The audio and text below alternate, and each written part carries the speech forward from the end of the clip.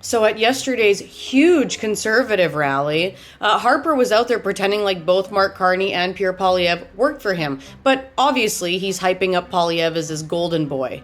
But what's the reality? Because Carney actually had real responsibility. He was the governor of the Bank of Canada during the 2008 financial crisis, and he worked directly with Jim Flaherty and Harper to help steer the country through it. Poilievre? He wasn't even in the room. He had zero say in managing the crisis. He had no leadership role, nothing. He was a young MP.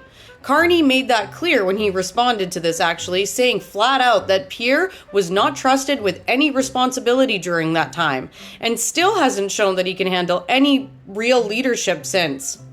But the Conservatives, in typical fashion, keep downplaying Carney's role, even though Harper himself praised Carney when he left for the Bank of England, literally calling him a valued partner who helped Canada avoid the worst of the recession. But now that Carney's in for the Liberal leader position, yeah, suddenly they're rewriting history.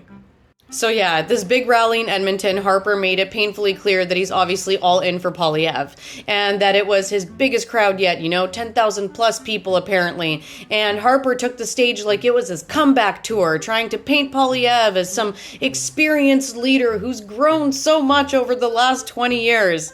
Grown into what, though? A populist who panders to conspiracy theorists and cozies up to fascists?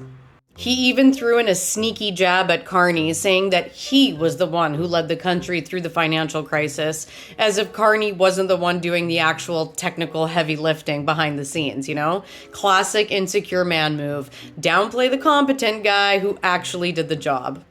What really pissed me off, though, is how Harper tried blaming all of Canada's current issues like housing and jobs and inequality all on the Liberals, conveniently ignoring the role that his own policies played in gutting public services and giving billionaires free rein. And of course, he threw in the usual protected elites fear-mongering crap while standing next to Poilievre, a guy who's made a career out of protecting corporate interests while he's pretending to be for the people.